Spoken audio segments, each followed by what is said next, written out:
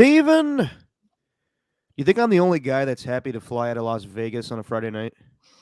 No, I think there's plenty out there.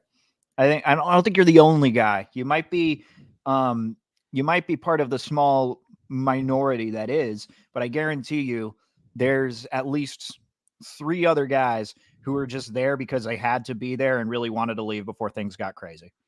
Well, on the ride over to the airport last night, so we got done with the show. I'm going over in a cab. By the way, God, Las Vegas, it is not easy to go to the airport, even though it's a mile away.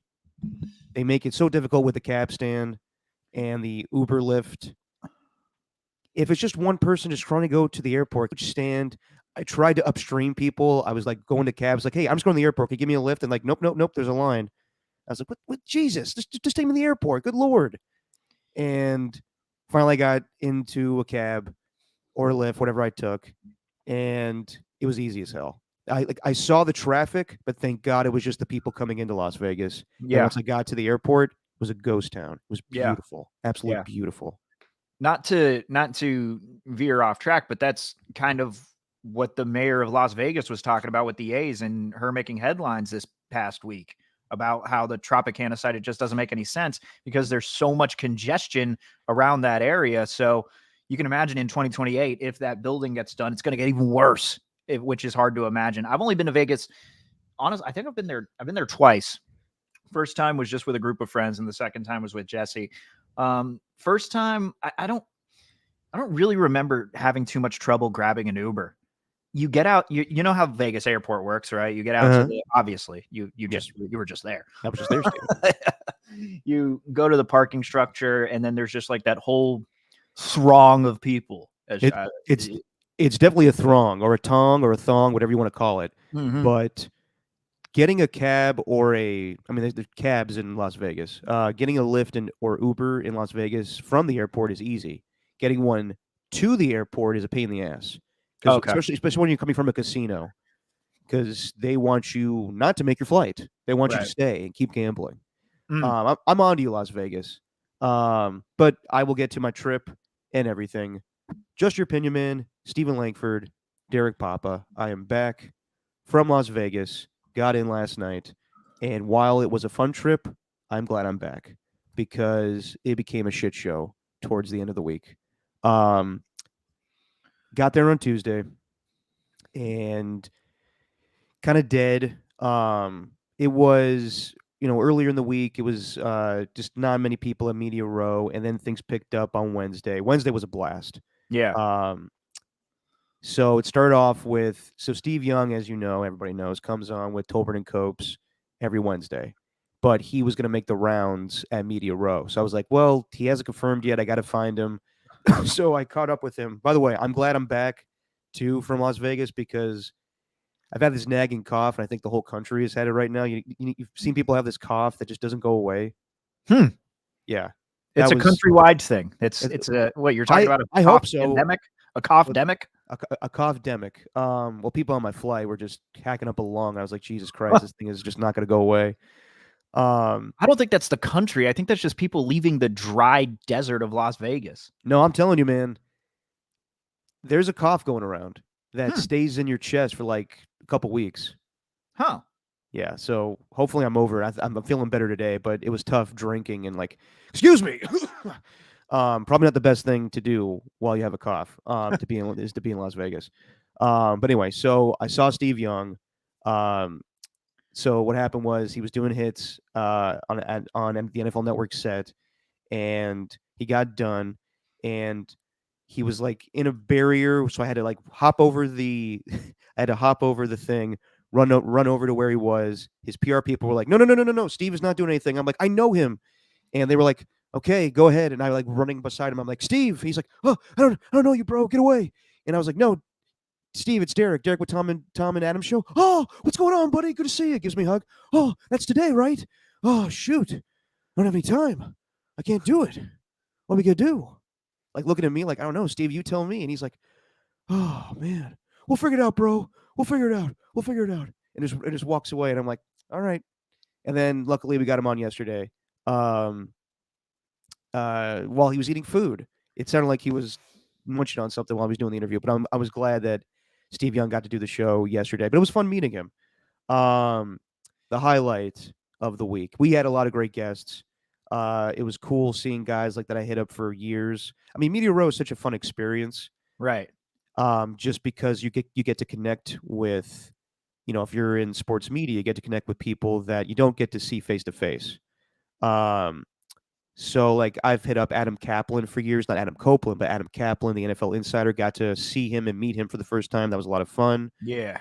Met Charles Woodson. That was awesome. Didn't have time to do interviews, but just good to say what's up to him. Saw CJ Stroud in the bathroom. Oh, ooh, that's a weird one. So what do you do? What'd you do? Went to the bathroom. Great season, man. Great season. Didn't make conversation with him. Just I mean, bad etiquette. Bad etiquette. He was on his phone while he was in the men's room, kind of blocking really? something. Yeah. So I was trying to he's a big dude, so I was trying to get and I was like, "Hey CJ, good to meet you, man. Can you mind if I?" And he was like, "Oh yeah, sorry, man." And that was it. Hang on a sec. So you walk in, he's at the urinal. He's taking a leak. Not at the urinal. He was like, like when you like a corridor of the bathroom. He was like kind of taking his sweet time, texting whoever he was, and I was like, CJ, okay. congrats on offensive rookie. Move. Yeah. But So that he's wasn't just that big. he's just blocking the hallway? He wasn't like blocking the hallway. He was just like, he's big, I'm small. Like, come on, dude. Like I gotta, Damn. yeah. Damn. So he's like a rookie on the NFL field, and he's a rookie with bathroom etiquette. He does not get rookie of the year for bathrooms. No, he was fine. He was fine. That's pretty cool. So you just ran into him and you said, "Hey, CJ, move out of the way." No. I was just kind of like, hey man. And then he was like, oh yeah, my bad, dude. But who else? Saw Patrick Willis after he got into the Hall of Fame, but that he knew that weeks ago. That was all filmed. The thing with Bryant Young. Right. Didn't have time to come on, but nice guy. So yeah, on Wednesday was a great day. Got to meet Greg Cosell for the first time. Awesome guy, really down to earth. Nice. Dan Orlovsky came over, really nice guy as well. Surprisingly tall. Yeah, I mean, not surprisingly, he played in the NFL, but yeah, he was a tall, slender man. Yeah. I'm always taken aback by him on whenever I see him stand up and he's standing next to Ryan Clark. I'm like, damn, he's tall. Yeah, No, tall very dude. lanky, string bean. Yes, very skinny. And then Chris Mad Dog Russo, who I was not a fan of when I was younger. I always thought he was just loud and obnoxious. And as I've gotten older, I realized that's just his shtick. He is just, I like him a lot more than Stephen A. I think he's more genuine. I think he's not doing bullshit. I think that's just how he is. Yeah. And I know his opinions sometimes are ridiculous, but I'd rather you be real than just being a phony. Yeah. And it's the thing with him though is sorry to interrupt, but like the thing go with ahead. him is like obviously someone else probably would have started the whole trend, but anyone in sports radio who's involved in it needs to thank Mad Dog for what he did, because technically him and Francesa were the ones that kind of jump started sports talk, right? Absolutely. Weren't those the two guys where it's like, hey, you could literally bring a random person off the street, and if they want to work hard enough for it and they have their opinions and they're entertaining, they can make a career out of it. So even though someone else probably would have done that if they hadn't, like, you got to be indebted to him in that respect. No, definitely. I mean, he's, one of the pioneers of sports talk radio. So Totally. It was cool. He came by. I mean, he was funny, and he's, that's who he is, and he's extremely knowledgeable about sports. Extremely knowledgeable. So I give him that. And it was really fun meeting him. The highlight, though, hands down, was Kenny Mayne. And if anybody knows me, knows I'm a huge fan of the main event. I love mixing sports and comedy together, and I don't think anybody did better than Kenny Mayne. So we were at Media Row. When you're in the 2 to 6 time slot, it's hard to get guests because East Coast time for radio, not a lot of people are going to be there. So I'm trying to get together some people. The morning show and the midday show got more guests, and I'm trying to figure out what I can do. And then I see Kenny Mayne walk by, And Tom acknowledges him and goes, "What's up, Kenny?" And Kenny says, "What's up, Tom?" It's like, "Oh, they know each other." So I ran over to Kenny Mayne and I'm like, "Kenny, I'm a huge fan. Do you have time to come on with Tom Tolbert?" And he was like, "Huh, San Francisco, right?" And I'm like, "Yes." "Well, this is perfect. I'm doing something with Joe Montana. This could really rejuvenate my career." And I was like, "All right, Kenny. Well, we'll see you at 4:50. You got it." He comes over and he was awesome. If you haven't heard the interview, I highly recommend it. He was all over the place. He talked about, he has a. I didn't know he was a UNLV backup quarterback. Hmm. So he backed up Randall Cunningham, and he has a lifelong injury in his leg. Yeah. And he talked about that.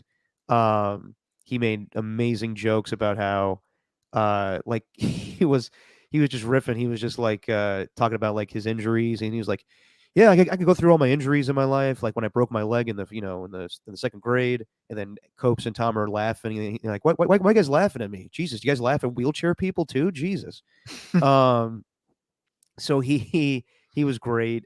He talked about how Joe Montana's helping him out with the cause he has, Run Freely, and he was just all over the place. He threw the football that we had and said the football on the KBR set was bullshit.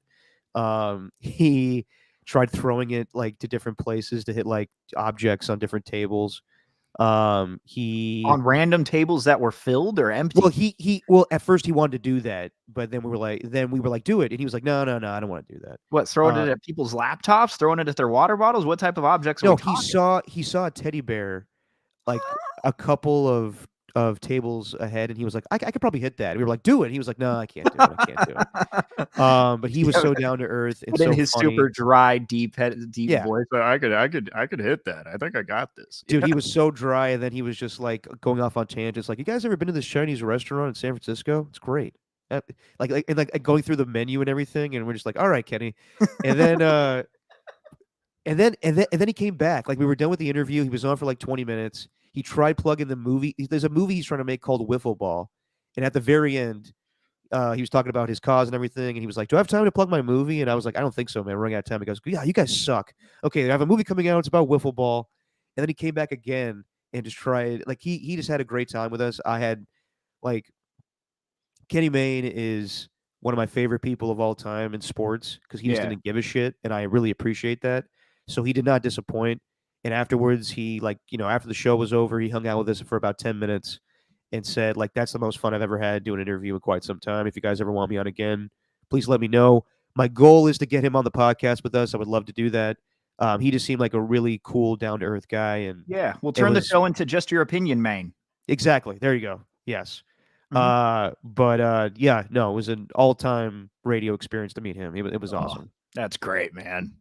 Yeah, he blended kind of the line of actual sports stuff and comedy. Like obviously the Marshawn Lynch main Yeah. event is like number one, but it's something that you don't see a lot of anymore. And it's people are funny, they're funny because they're charismatic in sports, but there's no one who did it with as much of a dry sense of humor as he did. And I don't think there is going to be anyone else because the way that his mind works is just something else. It's Oh yeah. different. No, I So, mean, I oh, mean it's his great. his style. I mean, it was him, Keith Olbermann, and Dan Patrick, who were the original, like in the '90s, the Sports Center guys that Yeah. were goofy and were making jokes. It was kind of like late night comedy with sports highlights, and that's Mm, what it used to be. Now it's just kind of catchphrases, and people don't yeah. even really watch highlights anymore. They watch it on their phone. So Yeah. he was, one of the best, and I don't think we'll see his style these days because I don't think people like that dry wit humor, but I love it. So it was an all time experience to meet him. I'm trying to think of whatever. Oh, Who I mean, go ahead. I was gonna ask who's like the one who had the biggest crowd around him? Like, is there one that was walking with like an entourage? Is there someone who had, I mean, just like cameras and reporters and media just following him everywhere he went, like, or her? I mean, Cam Newton was a big deal. Cam Newton was? Yeah, Yeah. and Hard to miss. for obvious reasons, yeah, he hard to miss with the top hat and everything. Um, and I know a lot of Bay Area people try to go over to get him, but he was not going to have any of it. I think the only person that got a interview with him was Jason Dumas. That was Bay Area related. Yeah.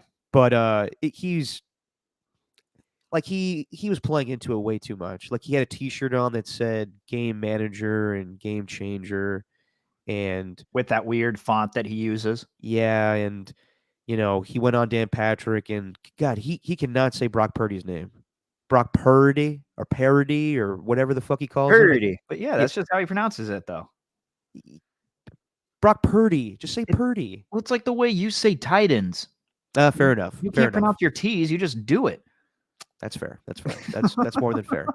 Trying to think of who else. Well, I mean, like the McAfee show every day was huge. Yeah. And you know what sucked though? Like, let me just say this: CJ Stroud was not really like. It was like cool to see him in the bathroom, but he wasn't being like he was just out of place and whatever. He was What just was there. yeah, he was just there. What was a huge pain in the ass was that McAfee's show was right next to the bathroom. So every time you had to go take a piss, you're going through like a bunch of douchebags just to get to the bathroom. Like, all right, get the fuck out of the way. I'm trying to go take a piss. Yeah. And everybody's just like, yeah, come on, Pat, yeah. And I'm like, all right, move. Yeah. Yeah. Just clap it up every time take a piss. You just hear Pat in the background. Oh, clap it up. We got someone here. Clap it up. Oh, he just went down to the bathroom. Down there. Yeah, basically that. And just like thinking like, when you like really like you've been holding it for a while because you're doing your job, and then you just hear like, what? And you're like, all right, please just move. Yeah. Yeah. That's interesting, man. It's crazy that like a guy like CJ Stroud, who just had one of the great rookie seasons that we've ever seen. Yeah. Well, go to the bathroom. I know. He does Well, the same thing like all of us. Well, yeah, but everyone poops. Everyone poops and pees. Like that's what we all have in common. Yes. We all at some point got to unbutton our pants and just let it drain. We all have that in common. Yeah, and like that's the thing. But the fact that the former players who kind of everyone knows and everyone understands their personalities, those are the guys that everyone gravitated to. That's interesting. Yeah, honestly, the guy that I liked the most, that was a former player or currently playing, was Gerald McCoy. He was really cool. Yeah, he did a he taped seems interview. like it.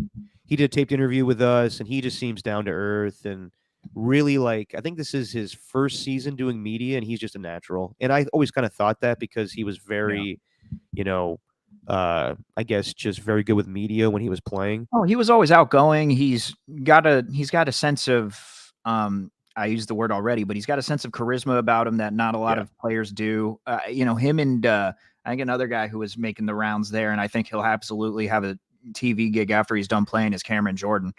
Oh, absolutely. I think he was at Radio Row. I saw him on a couple of Cameron videos. Hayward too. Cameron Hayward was there doing his podcast. He was really good. Yeah. Yeah, those guys absolutely have. I'm glad Gerald McCoy's doing it though. I'm glad he is. I didn't know this was like his first year doing actual media. So that's good. And he was a natural. He sat down with us and talked about Brock Purdy and saying that he's not, an elite quarterback. And yeah, he's not an elite quarterback, but he didn't say he's bad either. I think that's the biggest thing that everyone keeps harping on Bay Area wise is when someone says like something that's not overly positive about Brock Purdy, everybody just freaks the fuck out. Yeah. So it was nice to like see those people that have said that this season and also just be like behind the scenes, be like, come on, man. Like, I don't actually like believe that. I'm just saying like Brock Purdy's not the greatest thing of all time. Well, yeah, but if you critique him in any form or fashion and it sounds like it's diminishing what he does, then the Niner faithful are going to go after you. They're very protective. Yeah. Very protective of their Trey Lances, of their Brock Purdys, of their quarterbacks in general. Not Jimmy Garoppolo, though. That was split 50-50. And I saw Jimmy Garoppolo had the Chiefs winning 35-31. Brutal. That's interesting. The responses to that were cordial. Where did he say that? Oh, Raider Nation Radio, I think. Or who was it? Who caught up with him? God damn it. Was it Tashawn Reed? It might have been Tashawn Reed. Okay. Yeah. By the way, Warren Sapp, did you see that's what I was going to ask. That's what I was going to say. Can you extend my thanks to whoever posted that picture with Sapp looking at your pops? That's your boy, Michael Connell. That's Michael Connell. Of course it was. Genius. I got to text him because that had me dying. Or a young guy who's very impressive, Austin Scott with KMBR Digital. Gotcha. 2 first names. So yes, very good. Yes, but you could trust him. I will say this about Media Row. Sorry, Austin. I don't know you. My bad. No. Awesome. Dude, youngest guy on the trip. So like the trip itself, awesome time. We went to the media party on Tuesday night. It was at the Grand Prix area. It was like a downstairs and upstairs. Upstairs was like, current Las Vegas, a lot of thumping music, drinks, food. Thank God for the food. Everybody was shit faced, and so was I. But thank God I ate enough. Everybody was hungover and feeling it the next day on Wednesday morning. I was fine. All rookie mistakes by everybody. I was feeling great because I ate every appetizer that came my way, As you should. Why wouldn't anyone take advantage of the food? Everyone's too especially the scared to eat peanut the butter food. balls. Chocolate peanut butter balls saved my life. Ooh, so Yes. where what were these just laid out on a table? Did they have people like at a wedding coming through with trays like just of peanut butter Yes. balls? Basically, like what as you walk down. So it was, it was like it was like a Las Vegas nightclub. Thumping music, girls in cages, dance floor shit, Nice. and you could have drinks, but on the way over there, they would give you little, like whether it was sushi or little sliders, or at the very end, chocolate covered peanut butter balls, Mm. and we just kept going back and forth. They saying hi to people we knew, and every time someone just like, "Hey, free food," I'm like, "Yeah, I might as well take it now. This is, it's free." That was crazy. So then the downstairs floor, it was old Las Vegas. There was a Elvis impersonator. There were gambling, and the gambling didn't cost you money. Like, so we were joking the whole time, like Austin Scott, the digital guy that was with us. He's 22 years old, and the whole joke of the night was like he's not going to be able to hang, but he could, because like he's been in Las Vegas a few times, but he just kept saying the whole night like this, everything's free, and it turned out the money was free too. You could gamble, and they weren't going to. It wasn't like they just gave you chips. It wasn't like gambling with Huh. your own money.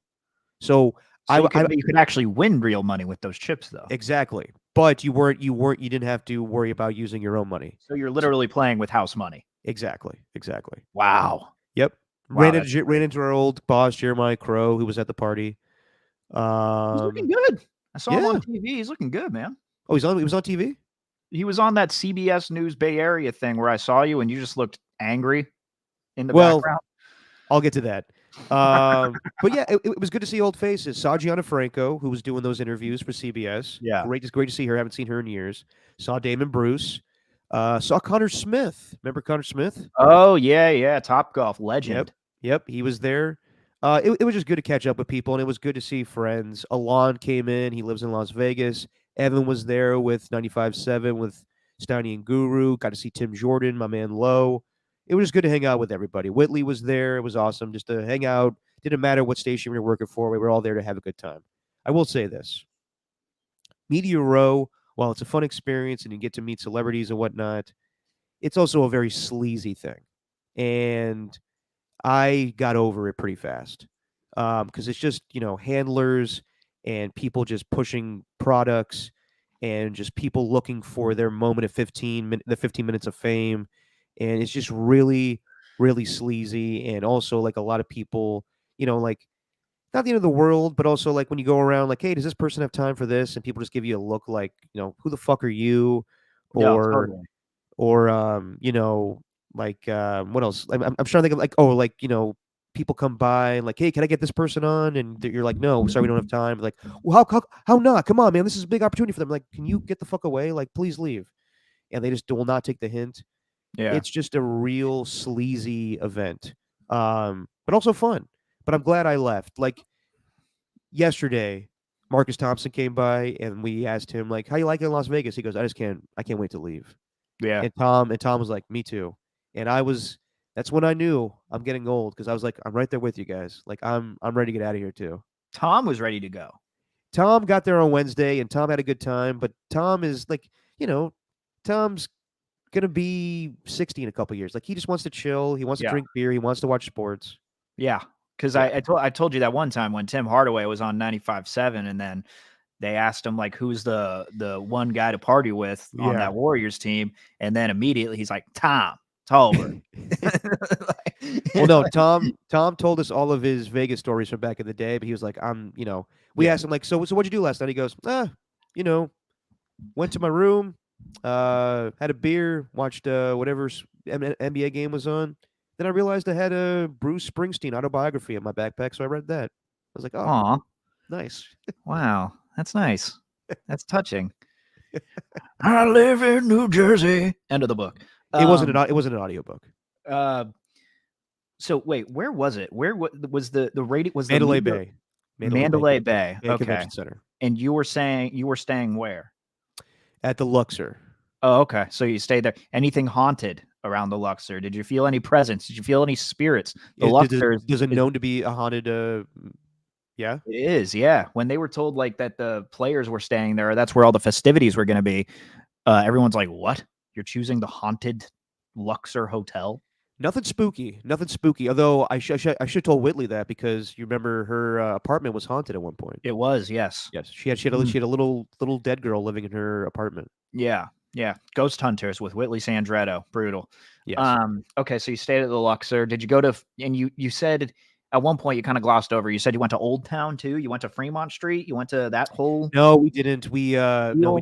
We were talking about it the night that we went to the media party. Whitley wanted to go do karaoke, Of course. and Why does she always want to do Why does she always want to do I mean, karaoke? like it was hilarious because everybody in the group was like, "Okay, who's going to tell Whitley that we're not doing karaoke?"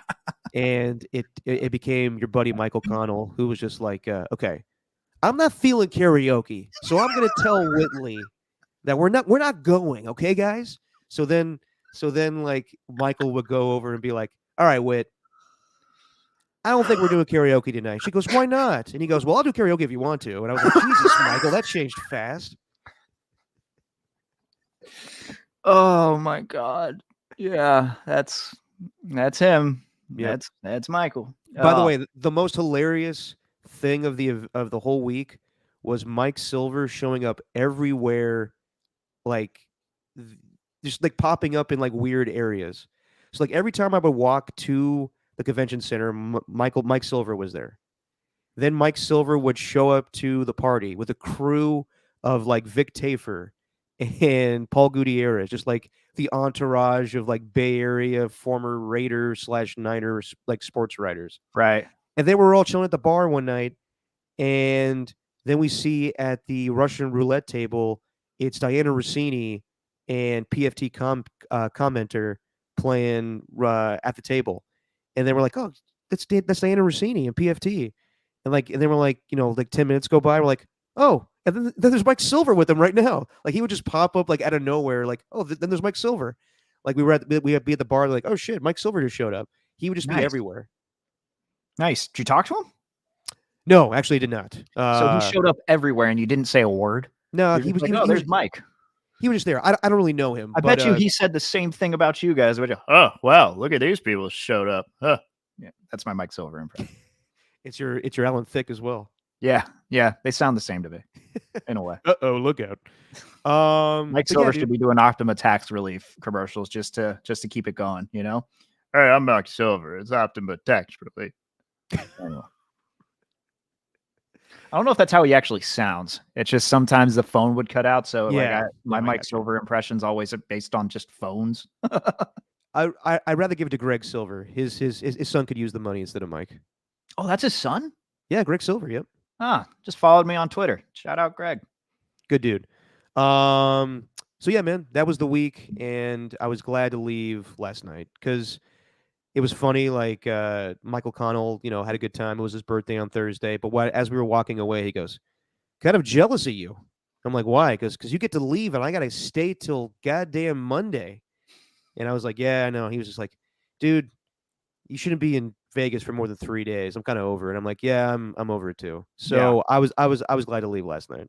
Yeah, 3 nights, that's the max. You gotta leave. You gotta leave after that third night because it's just they say nothing good happens after 1 a.m. I beg to differ. Or whatever it is, nothing good happens after 2 a.m. I beg to differ. Nothing good happens after you stay for 3 nights in Las Vegas. Nothing good can come of that. Yep. So it was good, and it got the vibe of the week, and we'll go into the Super Bowl preview and everything. But real quick, I just want to go through the old NFL honors and quick NFL stories that popped up through the week. Any surprises, Steven? I think we kind of got this all right. Lamar Jackson wins MVP almost unanimously, but one person voted for Josh Allen. So all of those radio debates of whether Christian McCaffrey or Brock Purdy should be MVP amounted to nothing.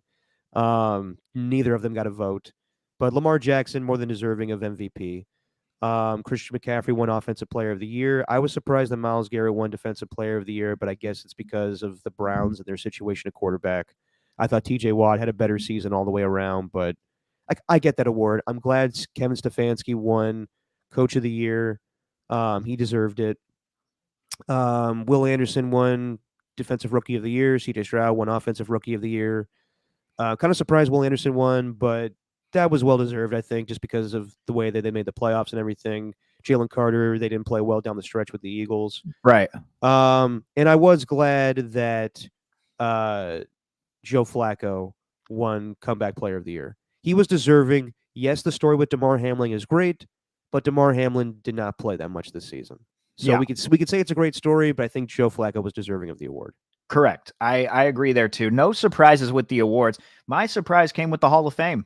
Okay, yeah, let's get there. So we had let me go through all of the people that were well, obviously Patrick Willis was the big one here in the Bay Area, but Dwight Freeney, Andre Johnson, Devin Hester, Julius Peppers, Randy Gradishar, and Steve McMichael. What was surprising to you, Steven?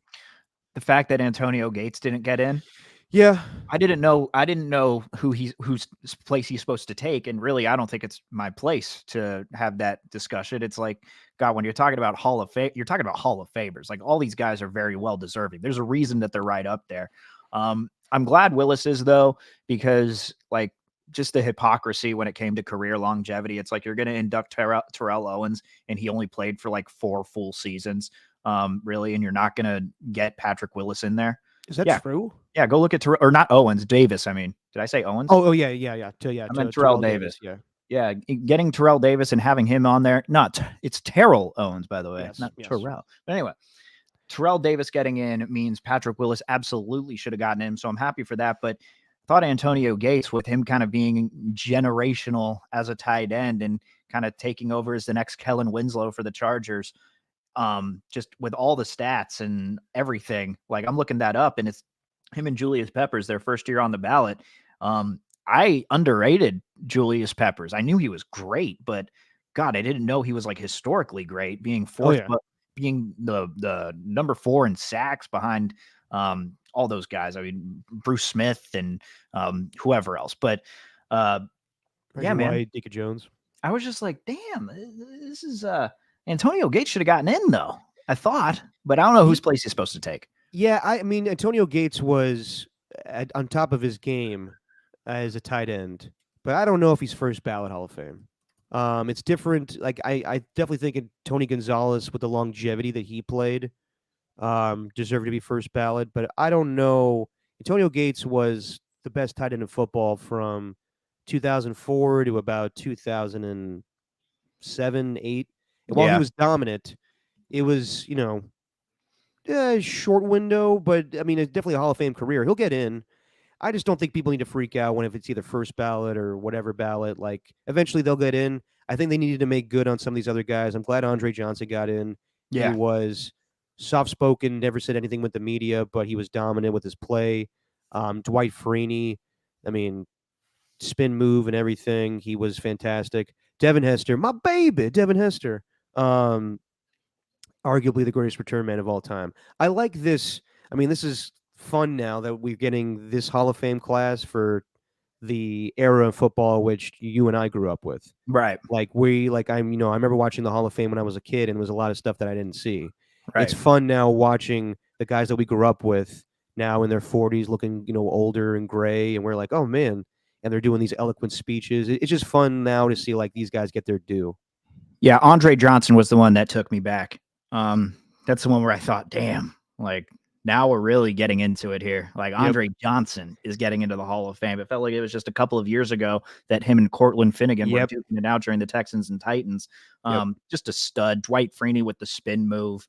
I mean, what more can you say about that? And Devin Hester was Devin Hester.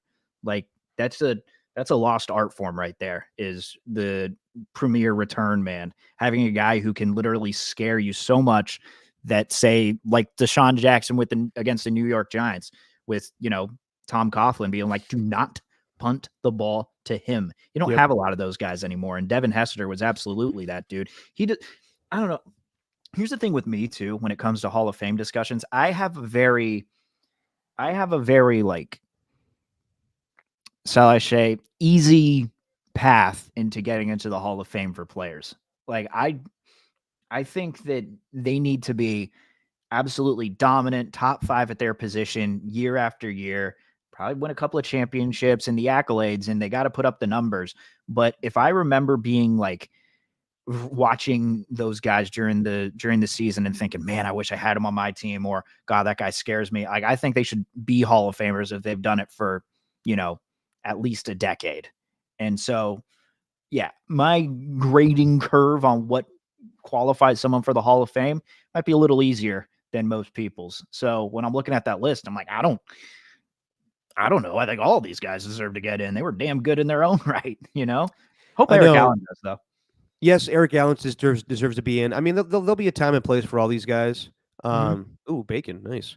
Sorry. No, you're fine. And Patrick Willis was dominant. I mean, in the era of guys like Brian Urlacher and Ray Lewis. Ray Lewis and other middle linebackers that were just dominant. I mean, that's a lost position as well now.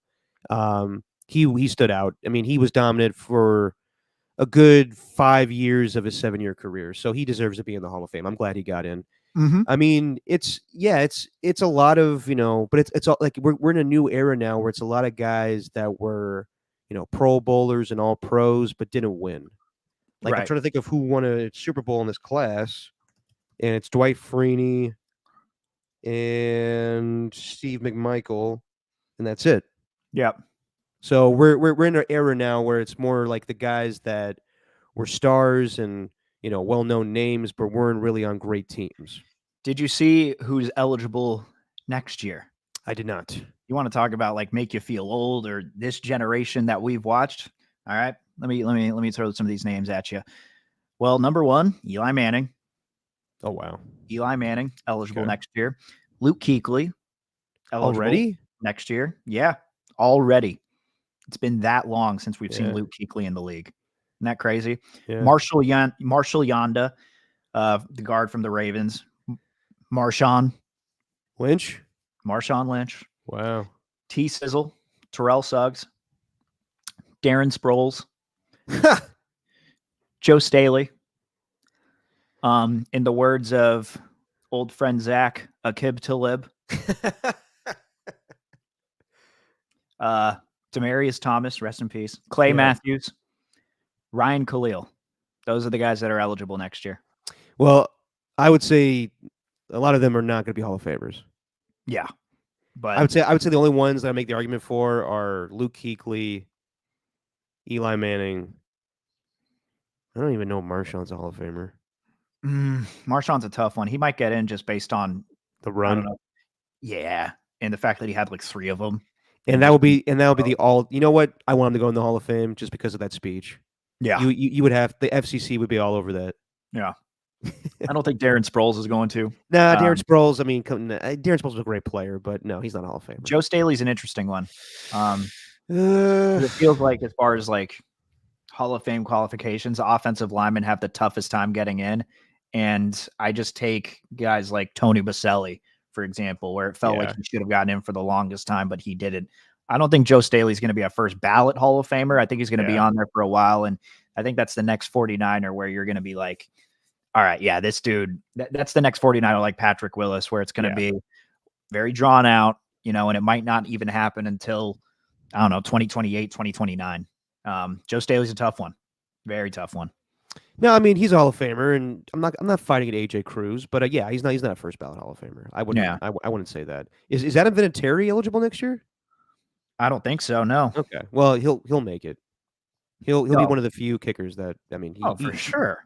He deserves to be in the Hall of Fame. Yeah. When did he retire? He last played in 2019, so he'll be eligible. I guess he should be eligible by now. What the hell? Huh. I just think they left him off that list, but I think he is eligible next year. Huh. All right. But I wouldn't say first ballot. I think he should be. As far as a kicker, Adam Vinatieri. But then you're gonna say like guys that are first ballot guys that didn't get in, like Antonio Gates. Like Vinatieri deserves to be in more than Antonio Gates. Nah. That's an argument for another day. Yeah. Real quick, just on news, coordinator positions being filled. Greg Roman going to the Chargers. We thought that was going to happen, and it did. Mike Zimmer goes to the Cowboys.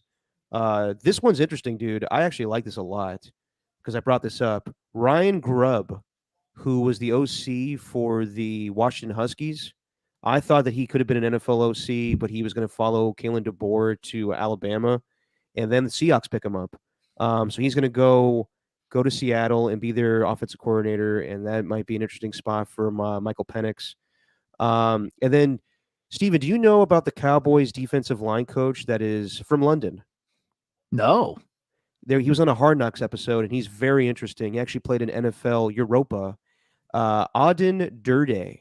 He is the Cowboys defensive line coach. He's from London, got a thick accent. He's going to be their DC. Very interesting guy. I remember him on Hard Knocks back in the day.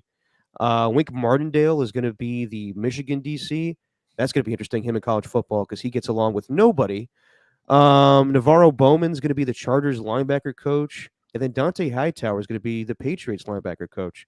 Any of these stand out to you? Care for any of them? Or I just like how Jim Harbaugh is creating his early 2010s 49ers and bringing them to the coaching staff. I'm just calling it right now. I'll put this on the podcast. I'll put this out there. I saw an article about it, so I just think it's going to happen. But wait till Deshaun Goldson becomes a coach over there. He's with the 49ers currently. I don't know if he's going to be elevated, but I guarantee you Jim Harbaugh would give him a much higher paying job than this Niners coaching staff that could win the Super Bowl this year. So watch Deshaun Goldson go to the Chargers. Calling it right now. Secondary coach? I kind of like that. What's his job currently, Steven, with the Niners? Do you know? No clue. He's like an assistant right now, but he's just been working with the DBs, and he really likes it, apparently. I read some article where he talked to someone. Yeah, he's the assistant DB coach. So I could see it happening with the Chargers. Yeah, I mean, Harbaugh's got a little good staff going on right now. He got Sanjay Lal, who Raider fans know as the wide receiver coach from back in the day. Jesse Minter, who was his Michigan DC, comes with him. So interesting. I think Greg Roman's a mistake, though. I don't think that's the thing. Like I'd be scared of the Chargers, but like Greg Roman being their offensive coordinator, what are they going to do? Run the ball with Herbert? That's the thing. So we talked about it with Evan, and I saw Evan after the news broke that Greg Roman was going to be the OC, and he goes, "I actually don't hate it. I think that the Chargers need to establish the run, and I think the other counteract of that is Marcus Brady as the pass game coordinator. If you know anything about him, he was with the Eagles, he's with the Colts. He's very, very open to the passing game, which Greg Roman has not been very good at. But Greg Roman's not an idiot too. He's not going to run it like Lamar Jackson and Colin Kaepernick with Justin Herbert. Right. And they do need to run the football. I think this means that you're going to see them run the football a shit ton. And they're going to probably, if I had to guess, they're going to draft Brock Bowser. Or Bowser. What's the guy, the tight end from Georgia? Brock Bowser. You think he's from Nintendo? You think he's Super Mario World? Brock Bowser? Sorry. Bowers? Is it Bowers? Bowers. Yeah, Bowers. All right, it's been a long week, Steven. He was on Media Row, too. Peaches. Yeah, didn't love that movie. I loved it. Are you kidding me? I want to watch it again. I loved that movie. It was great. You didn't like it? No. Oh, all right. That's fine. I did like Jables as Bowser.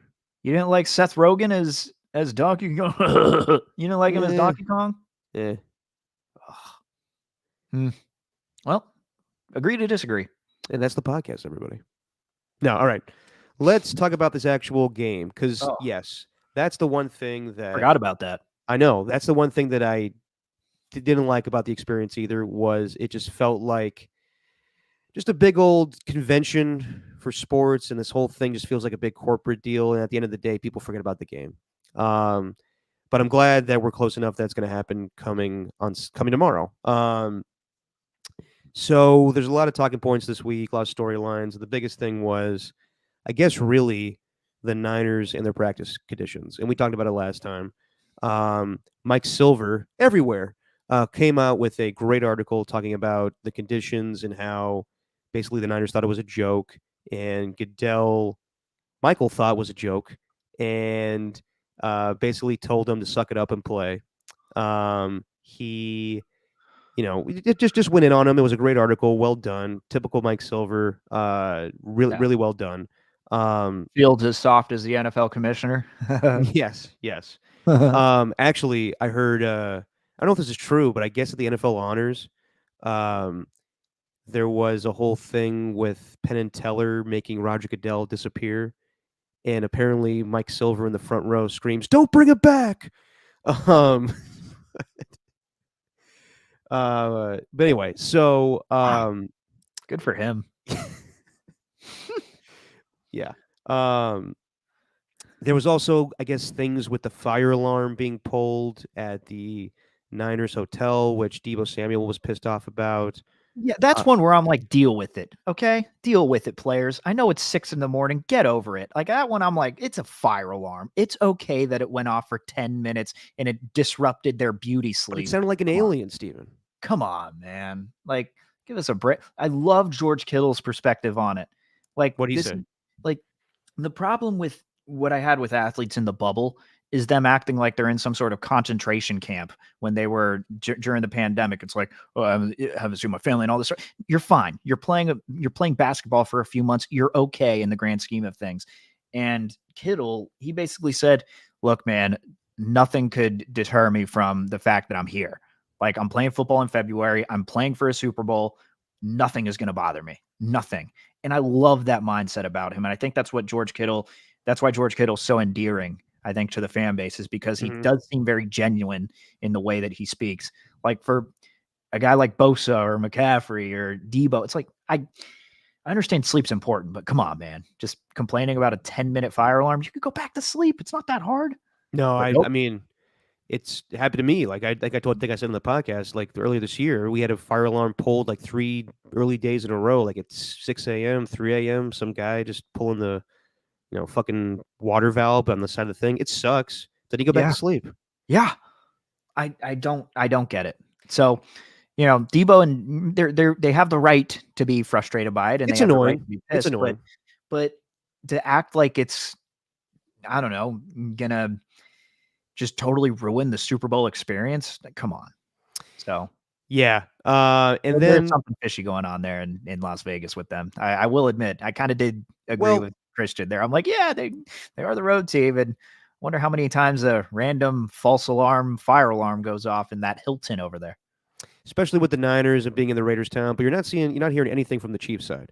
So the vibe that I got in Vegas was early in the week, Monday. I mean, you heard it on Media Row. Everyone was rooting for the Niners. All the Chiefs players that were doing interviews got booed heavily. Oh, yeah, but it's also a Monday, and Vegas is very close to San Francisco, and it's a lot easier to get there. So, of course, there's going to be a lot more Niner fans there. Let me finish, Steven. That was the way it was earlier in the week. And then as the week progressed, I saw more Chiefs fans. So I think it's going to be about even. Um, but the vibe I got from a lot of people on Media Row was that everyone is taking the Chiefs, mainly because of Mahomes. Everyone thinks that the Niners are the better team, but Mahomes, like Brady, can elevate a player to be that good. And everybody also thought that Kyle was drunk on Media Row, or on not Media Row, on opening night. Well, all right. You're just talking away from the microphone. God, that made me laugh. I loved Oh, it. he was slurring his words, and I I don't loved it. think it's not that big of a deal. Like it's whatever. Like I'm sure he didn't want to do it. And he had a few pops before. Who gives a shit? I don't No, care. I think all athletes should do that on opening night. Come on, it's Yeah, a big party. Like that's what they wanted to turn it into. You might as well get a couple of drinks out of it. Like there's no way he's drinking Starbucks coffee at 7 o'clock at night, getting introduced. No chance. But I just loved how he was kind of like, he's open to reporters, and then just they asked about like Purdy and Jed York's comments about how he told Purdy at training camp that he knew yeah. he was the guy, and all that sort of stuff. And then Kyle's just like, yeah, I thought he was better. And he's doing it. He's like leaning forward, but like past the mic. You can't really tell because of the depth of field with the camera here. But Right. like he's just like every time. Yeah, I thought we were. He was really good at first, and I thought he was good. I honestly wouldn't mind if they did more of those with like beers in their hands, or like Yeah. like like, who cares? Like it's Oh, like it's fun. let's not treat this thing like it's serious. Like they're like like fucking Scott Hansen's asking questions about Taylor Swift to Brock Purdy. Like it's not that big of a deal. Yeah. No, I loved I did love just day after day though with how much media and the redundancy of the questions that they're getting asked, and they're also getting asked It about was me, redundant, I'll tell you that. and they're getting asked about from people who probably haven't watched them all season, and they're asking the most generic, basic questions ever from other news outlets around the world. I'm sure that got really annoying, but the fact that it started on Monday, everyone kind of in a good mood, it's like everyone's kind of bright, cheerful, like looking around, like kind of overwhelmed by all the media, but everyone just looking to who's asking this one. You're gonna ask, okay, I'm looking at you and looking at you and looking at you. And then like by Thursday, my favorite was Mahomes. That was my favorite look. By Thursday's press conference, he literally just walks to the podium. He has his head to the side. You could tell there's kind of bags under his eyes. I mean, Mahomes is a big beer guy, so I know he probably had a few pops over the course of a couple of nights. So he's just sitting there at the mic. You could tell he's a big beer guy with the beer gut he had going. Yeah, yeah. I mean that guy can pound beers. I've no doubt about that. But yeah, he just like walked there. His head was tilted, and he's just like, "All right, yeah. Do I sound like Kermit the Frog? Yeah, because I talk." That kind of stuff. He was so tired of all the questions by Thursday. I will say, I thought it was a dick move, whoever asked him. So what do you think about your dad getting a DUI? The hell was that? I didn't like that at all. No, man, and he handled it admirably. He's just like, that's a family matter, dude. That's not your business. Like, we'll let you guys create all the false narratives, and we're gonna keep that in house. So I will say, did it feel like, though, this week that there was a lot of complaining from the 49ers and not so much any talk from the Chiefs? Yeah, but I also think if the Chiefs were in the 49ers shoes, then they'd be doing the same thing. Like, I'd think they'd be complaining about the practice. And actually, I think the Niners, they handled it as well as they could. Obviously internally, they were probably saying something different. Like, there's no way Shanahan is actually thinking to himself, yeah, we're just going to have to deal with it. It is what it is. Like, there's no way he's just thinking No that. chance. No chance. Kyle Juszczyk tried to be as nice as possible about it. It's not the best, but it's not the worst, and then like Brock Purdy's like, yeah, well, went with a light walkthrough on it today, and tomorrow we're going to be more intense. So we'll see how we feel tomorrow. Didn't even say whether it was good or not. By the way, hands down, best question asked the whole week. So Brock, I don't know if you've seen, but there's an internet comparison from you to Lee Harvey Oswald. You think that's an apt comparison? I mean, on the field. Not on the field. With looks, just looks. No. You liked that question? I thought it was hilarious. I thought that was worse than the Patrick Mahomes DUI one. No, because that's personal. Like, come on, Lee Harvey Oswald. Like, not enough time has passed. Yeah, I guess so. That's true. I mean, I don't know. It was funny. It was funny. Still, like to ask if this guy looks like he handled it. He handled it very well. He like you could tell he was like, this is a fucking weird question. Did he know who Lee Harvey Oswald was? That's the other question. I'm sure he was made aware of it before. Well, otherwise, why would he respond that way? He was very uncomfortable answering that question. He was very, very much uncomfortable. Yeah, but I don't know. It did bring out a lot of the JFK conspiracy theorists. I did like the joke.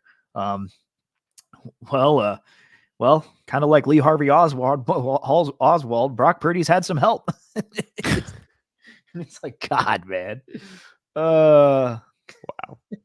Well, that's a conspiracy, right? But like that was just funny. I mean, I was like, I saw that on the internet and I was just like, yeah, he does kind of look like him. But then, of course, someone had to ask that. It's just like, Jesus Christ.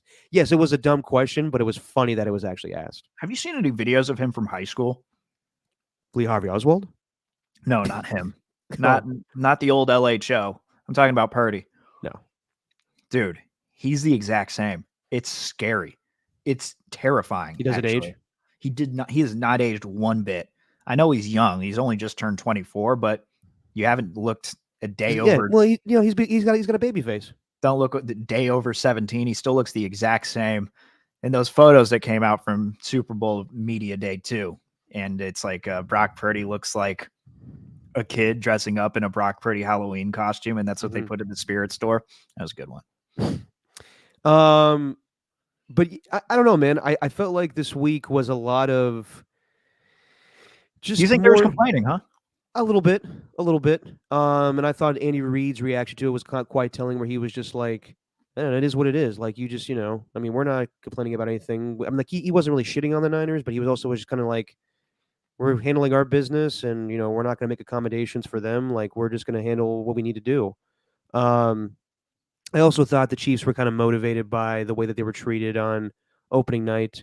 Uh, Not that it's going to, like, make a difference in the game, but I thought that it was interesting when you saw the applause for Brock Purdy. There was a look in Patrick Mahomes' eye, was just kind of like, okay, all right, everybody likes this guy, huh? Yeah. Yeah. Like, I'm telling you, man, I'm going to stick by what I said with the Nick Bosa and the offensive line stuff. Like, on the flip side, I'm not saying it's just going to straight add fuel in the Niners, or the Chiefs are going to get the better of the Niners because of those comments. On the flip side, you could see Donovan Smith and Jawan Taylor maybe get agitated and, cause a stupid penalty, 15 yards, if they get into like maybe a little scrum after the play. But they seem very pissed about the whole they hold a lot. It's not wrong, but still, that's just all the evaluation you can give is they hold a lot, instead of saying like, I got respect for them as players, but they do hold. It's instead it was, they hold. Yeah, I saw their reaction to the whole thing, and they didn't say much. It didn't look like it bothered them, but also it looked like it bothered them. Oh, Mitchell Um, Schwartz went on Good Morning Football, and he said, yeah, they're not happy about that. oh, really? Yeah, he's like, they're not happy at all. And he said they kind of have some bulletin board material. And he's like, I'd like to remind people, he's like, last year against the Eagles, they had the best ever season in terms of sacks, and they didn't get any Yep, in the Super Bowl absolutely. last year. They may have had a lot of, he's like, he's not wrong. Like, Jawan Taylor has the most holding penalties this year, and Donovan Smith has the most among players who were around since he's been. And I think he got into the league in 2017, 2016, whatever it was. But he also said, like, just watch out because they haven't said much, and I don't think they want to add any bulletin board stuff. So I think it's going to be an interesting matchup for sure. I guarantee you, if the Chiefs end up winning the Super Bowl, we will see an NFL Films mic'd up moment of the Chiefs offensive line screaming on the sidelines, "Hold that! Yeah, we're Yeah. holding that Lombardi up now." Yeah.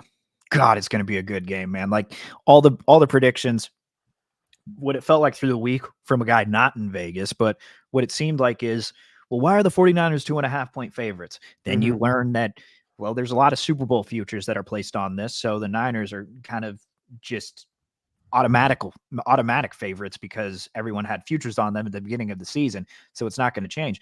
Okay. Well, the Chiefs aren't going to like that. So I'm going to take the Chiefs. Feels like a lot of people are taking the Chiefs. Like, a lot. And it's the Mahomes effect. But yeah, Yeah. dude, I will say the biggest. I now looking back on it, I kind of underestimated when you brought up the Nick Bosa they hold a lot thing, but it does feel like Bosa's kind of campaigning to get flags. So between that and the field conditions of the fire alarm, not that they don't have a gripe, but it just feels like a lot of complaining, and the Chiefs are just here to handle business. I'm not going to act like I'm a professional athlete. Okay. I'm not. But when I did play baseball, one of the things you learn is if you're a batter and a pitch you might think is a ball and it's kind of right on the edge of being on the borderline of being either a ball or a strike, and you look back at the umpire, like kind of looking for confirmation, almost complaining all the time, they're going to call it against you. Mm-hmm. So I don't know if officials see this. I don't know if Bill Vinovich, the same guy who was the head official for Super Bowl 54, going to be the same for Super Bowl 58. I don't know if he has a vendetta against them, but I bet you the officials can see that and think, all right, well, either I'm But going to be watching out for the Chiefs or I'm not going to be calling it as much. yeah, but you know what? I've heard a lot of just ridiculous regurgitated stuff from that Super Bowl this week of, oh, well, in the Jet Wasp play, Mitchell Yeah. Schwartz held on that play. Yeah. Guys, it's 4 years ago. And Wow. also, stop the play. Stop Right. the play. I thought about this too. If we're looking so much at Super Bowl 54, I don't think that's the one you should be eyeing to kind of get a gauge on what the Chiefs and 49ers or how they'll match up. Oh, no? No, I think you should be looking at last year's. did we all forget how well the Chiefs played? Like, need I remind you that Jalen Hurts played damn near the game of his life, did everything he could to win, and they just couldn't pull it out because the Chiefs were that good, scored 17 in the fourth quarter, and their offensive line, like Mitchell Schwartz mentioned, did not give up a sack to the Eagles. Like, forget that 2019 Super Bowl. These are different teams. Look at that thing last year. Like, goddamn, that was not an easy Super Bowl to win. It's not like they just cruised by, you know? It was a gritty win. That game plan a year ago in the Super Bowl, I thought was the same game plan they had against the 49ers in the regular season. If you remember that game, where they won, I think, 44-23. It was Christian McCaffrey's first game as a 49er. It was the same thing. It was a quick pass game. It's so different from 4 years ago. I don't think like that game was Mahomes going downfield and airing it out with Tyreek Hill and Sammy Watkins beating Richard Sherman and whoever was the opposite corner at the time. I can't remember. But it was Mahomes just outplaying the 49ers defense. And last year, and the last year regular season game, it was Andy Reid and Mahomes dissecting the 49ers defense of Philadelphia Eagles, finding the holes, not going for the deep passes, just doing the smart, like efficient game manager, Brock Purdy type games against those defense. And I think that's going to be the same game plan. Yeah. Actually, I think Nick Wright kind of brought up an interesting point. I know he's like sacrilegious to say that. And also, if anyone actually listens to the history of how he got into the game and how he got to where he is right now, I think people would have a little more admiration for him. So just recommend. You may not like his opinions, but as a person, he's a very admirable guy. But anyway, he said that Mahomes, sure, he's a game manager if he needs to be. He could be a game manager. He can be a game changer. He could do everything. He could do it all.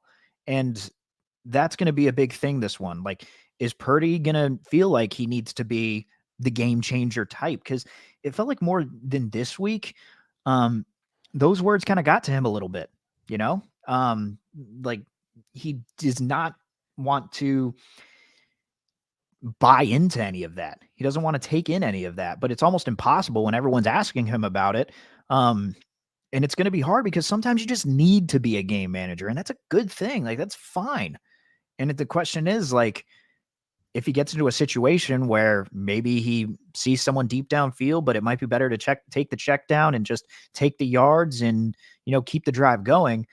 Like, how's he going to balance that? I think that's something that Mahomes has mastered. And I actually think Brock Purdy has mastered that through the regular season and and not so much the postseason. Actually, the postseason, he hasn't been that great. So I wonder if he's going to balance that as well as has been this regular season in the Super Bowl. So what do you think is the biggest matchup of this game, Steven? When you look at these two teams, what do you think is going to be the biggest thing that decides it? Oh, God, that's such a loaded question. Well, too bad. I don't want to say this because I don't think it's necessarily right just the start of the game, but I think the start of both halves will kind of dictate how everything goes. If the Niners are just threatening with the run game, and they're just marching downfield, I think it's going to throw everything into whatever the Chiefs' defensive game plan was, whether Steve Spagnuolo can adjust. So I guess the matchup to me that I'm watching is more how the 49ers run game attacks the Chiefs and their defensive line, because interior, that's where their strengths are. The Lions actually did a pretty good job setting the edge in the last game. So to me, the number one thing is the running game. And it's actually for both of them, for the Chiefs and the Niners. Like, if they have any sort of threat with their running backs, with Christian McCaffrey on the Niners side and Isaiah Pacheco on the Chiefs side, I think that can ultimately determine what's going to happen. And if both are rolling, then I think you're going to see a really close game towards the end. But if one has more of an edge than the other, then I think you're going to see that team actually win maybe by 2 scores. I think that's how important the run game is. I think the biggest factor in this game is going to be the Niners defensive line versus the Chiefs offensive line. Joe Thuney being out, I think, is a big deal. But as you said, the Chiefs offensive line is motivated with what Nick Bosa has said. And this Niner defensive line on paper should be better than it was in 2019, but it's not. And they have Right. not gotten to the quarterback enough in the postseason. So if the Chiefs are able to do what they want offensively, then the Niners won't do a damn thing all day. They have got to get pressure on Mahomes. That's the only way that Mahomes has ever lost a game in his whole career. It's never been just Mahomes just not having a good game. It's been Right. that the defense has caused turnovers, applied pressure. They need to do that in this game. Nick Bosa needs to get sacks. Chase Young needs to get sacks. The whole, very expensive defensive line needs to get sacks. So I understand. Like, I think that McCaffrey's going to have a big game. I think that Brock Purdy may struggle at times, but also get comfortable at moments. I think that both these teams will score, and the defense will play well at times. But with the amount of talent that the Niners have, I keep going back. I think that this is, you throw Super Bowl 54 out, it's a totally different game. I think it's more so Super Bowl 55 with how the Buccaneers applied pressure to Mahomes. If the Niners cannot do that, then nothing will be done for them. No, that's a good indicator right there. What do you think about Mahomes and the connection with Mooney Ward? Obviously, Charvarius played there for a little bit, played there for a few years before he joined San Francisco, won a Super Bowl against the Niners. That's his only Super Bowl. But what do you think? Who do you go in favor of in terms of the familiarity factor there? Do you think that Mooney having a chance to play against that offense, knowing that Mahomes and Kelsey, they like to improvise, knowing where they're supposed to be, do you think that that plays a factor into it at all? Or do you think that Mahomes can understand, oh, this is how I'm going to pick apart this cornerback? A little bit of both. I think that Charvarius can know Mahomes' tendencies, but at the same time, Right. I mean, did he play in that game a year ago? The 44-23 game. I can look that up real quick, but I don't think it's going to be a huge factor. Mm. And also, I don't think that Mahomes is going to test Travarius Ward like that. He might here or there, like he may throw deep on, him for a Marquez Valdez Scantling, first down. But I think it's going to be a lot of underneath stuff. I think it's going to be throwing in the flat to Jet McKinnon and obviously Travis Kelce. I I don't know if anybody on the Niners defense can stop Travis Kelce. And obviously that's the guy that everybody keeps talking about. You got to stop him. Who can at this point? I don't know if Fred Warner can do that. I don't know if I wouldn't put Javarius Ward on him. Any of the safeties, Jair Brown, Deshaun Gibson, that's a mismatch, I think, but who knows? So I wouldn't do that. And if you double team somebody, that leaves spaces for Mahomes. That's why Mahomes is the biggest factor in this game. Like the matchup of the offensive line and defensive line is big, but like he's just the biggest wild card. Yeah. Well, also though, can you make Brock Purdy uncomfortable? I think that's the big With this thing. defense, yeah, absolutely you can. Because like if Brock Purdy's comfortable and if he treats it like any other game, then I think the 49ers can handle the Chiefs. I really can. I think that's going to be a key at the start. Like think about like the greatest bands of all time, right? Whenever they have like a member that passes away and you bring someone new on, like that's kind of what it is with Brock Purdy, except no one's died in this scenario. It's just they've moved on from quarterback to quarterback and there's a few mainstays here. But Kyle Shanahan and that 49ers offense. Sorry, are you saying like Jimmy Garoppolo is like Freddie Mercury and Brock Purdy is Adam Lambert? Is that in a his way? name? Yeah. Okay. Let the guys who have been there longer, like guitarist Brian May and the drummer whose name is escaping me, let them get comfortable. Like the Red Hot Chili Peppers, when John Frusciante had to go away for a second and they brought in that new guitarist, Josh, whatever his name was. Klinghoffer, thank you. He wore a Richard Seymour jersey, Steven. Nice. They made him comfortable by playing to his strengths. I think that's the number one thing the 49ers need to do. If they can make Brock Purdy comfortable at the start of the game and just have him settle in, like I'm sorry, but he's not invincible. Like he can get flustered. We saw it on Christmas Day and he admitted it after the game. He admitted that he let the Christmas Day, the idea that it's the best team going against the best team and you're the national spotlight. He admitted that he let it get to him a little bit and he was flustered. Anytime someone says, I've never seen Brock Purdy fluster before, yeah, that's not true. We've seen it against the Bengals and we've seen it against the Ravens. Are the Chiefs going to do the same thing, or are the Niners going to make it so they let him get those quick passes? They let Christian McCaffrey be the engine that makes it go. Not even spending a drive without running the ball. Like, you can't do that, in my opinion. You can't let Brock Purdy try to make a play on all 3 downs. Like, I think you got to make him comfortable as possible. And what that entails, getting the ball to the playmakers, which is what they've done all season. Like, you don't have to rely on Brock Purdy for this game. I think that's a huge thing too. Run the football. They have to run the football. They have to run it very well. Yeah. I think that's the biggest difference with the teams, you know? Yeah, I think that the Chiefs' run defense is their only weakness as far as the defense.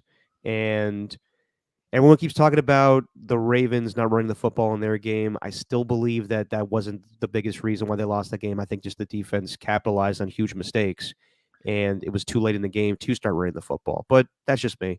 Yeah. But they have a great running back in Christian McCaffrey, and they're knowing Kyle, he's gonna rely on the run. But if the Chiefs slam it, then there'll be opportunities for Purdy to make plays, I believe.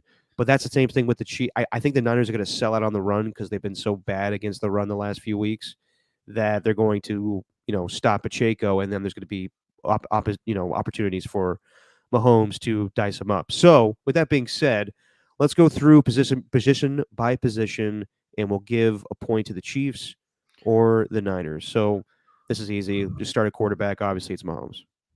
Yeah. You got to put Mahomes up there. Okay. So that's 1 for the Chiefs. Running back. Yeah, that's the Niners. Yes. It's their offensive player of the year. Yes. It's the Niners. Pacheco could have a big game, but when you have a dynamic playmaker like McCaffrey, it's going to go to him. Don't forget about Pacheco in last year's Super Bowl too. He was huge last year. Wide receivers. You got to give that to the Niners. Yep, if you're I agree. About wide receiver sets, you got to give that to the Niners. So that's 2 for the Niners, 1 for the Chiefs. Yes, I agree with the skill playmakers that they have. Chiefs don't have the best receiving core in the world, but it hasn't mattered this year. But yes, give the edge to the Niners.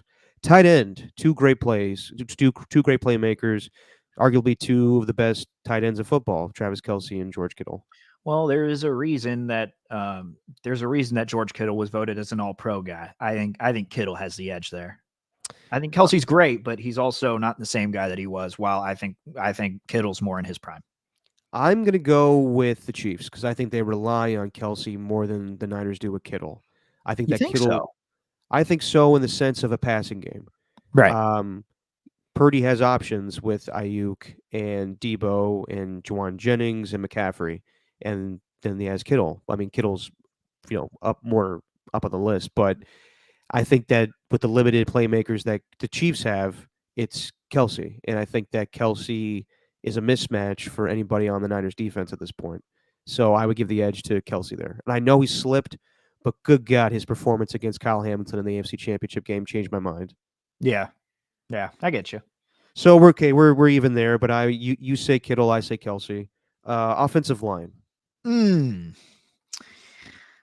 Well, if the Chiefs are without Joe Thuney, and this is a tough one to really grade overall, but it's the complete opposite. It's like you get left tackle, all-time great, Trent Williams. Then the interior's been decent, been pretty good. I think John Feliciano's starting at guard, so shout out to him. Colt McKivitz, But I think if you have to take the penalties into account and just the Niners all season, I'd have to give it to the Niners.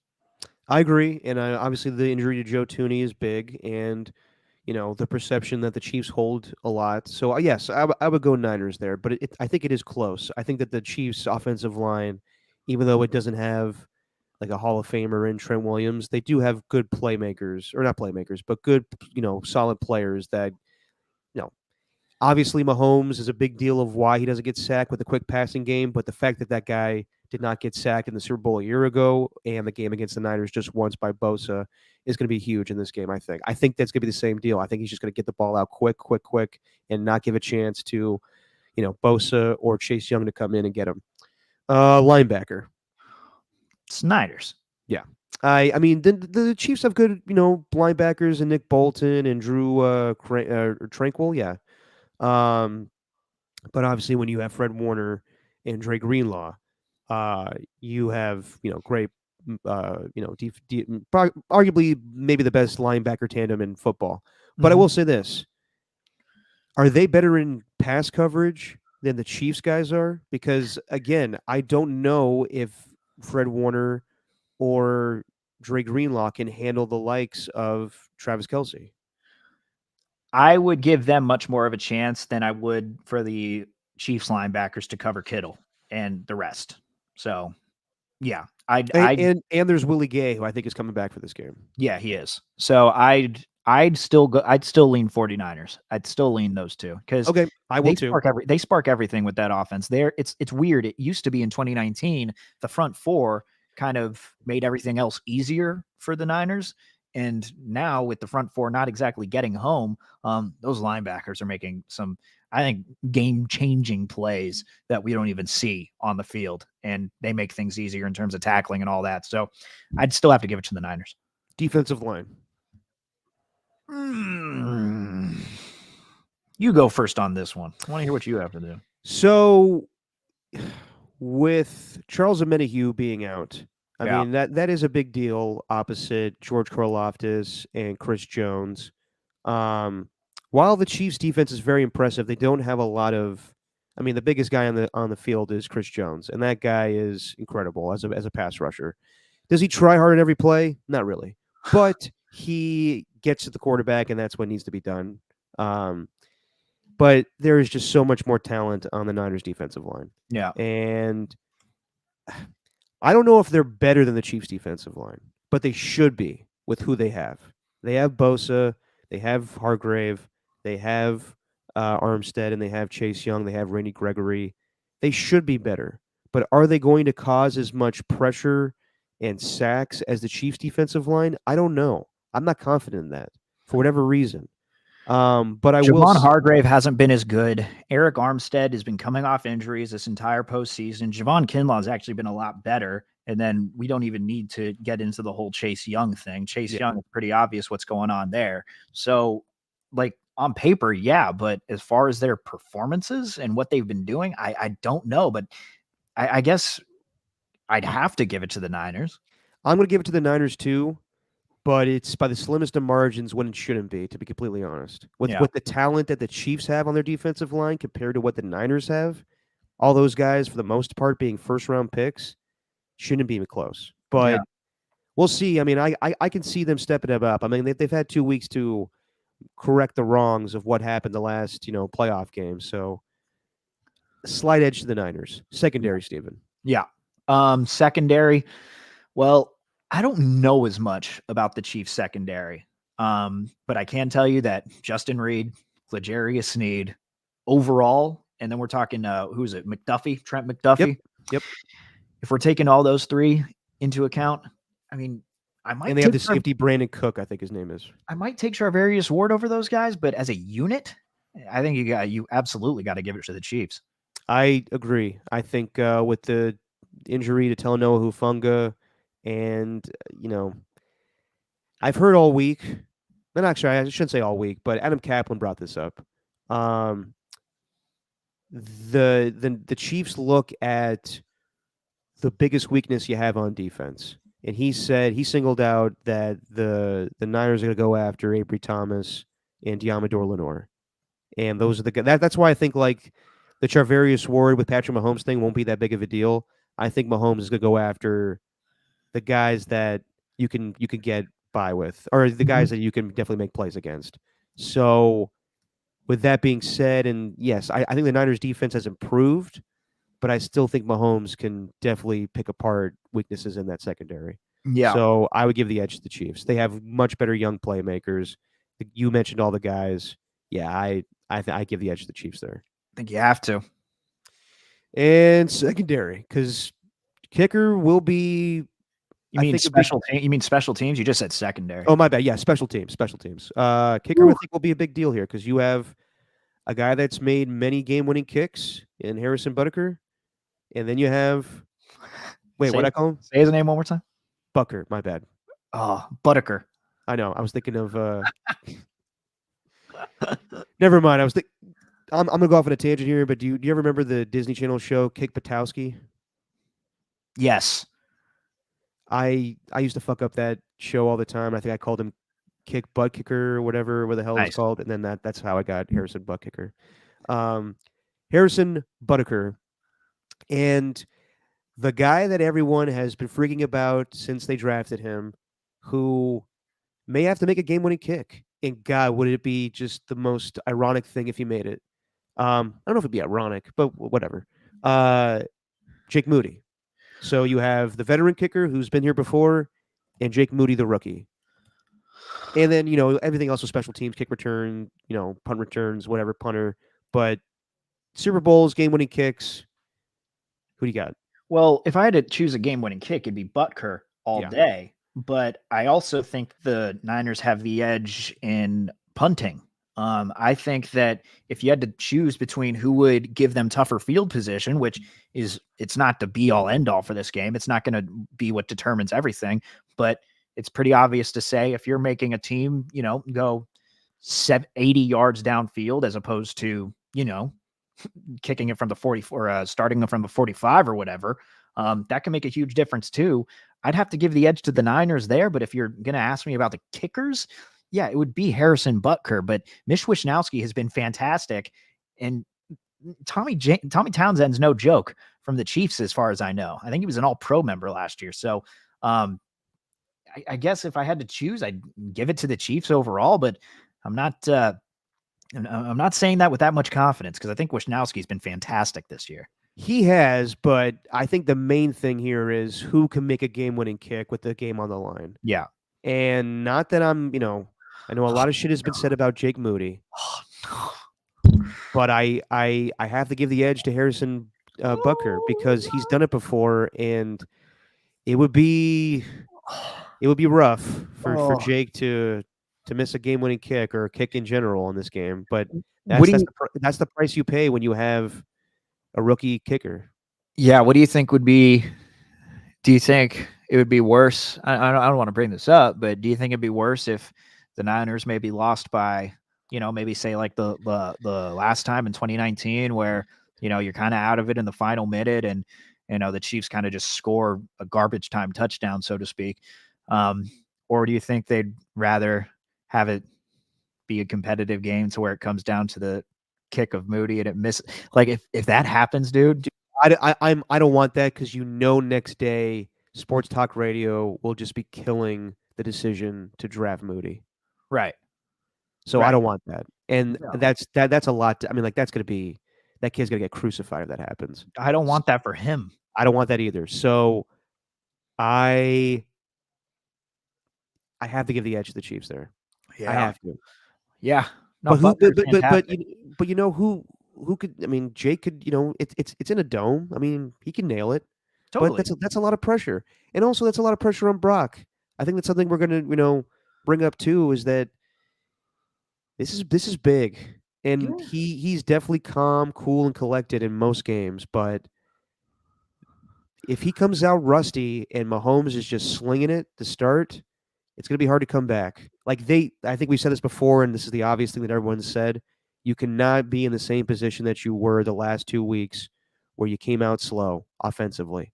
You have to start fast. And if you don't, you're going to be playing catch up the whole game. And I don't think the Chiefs are going to give up a lead.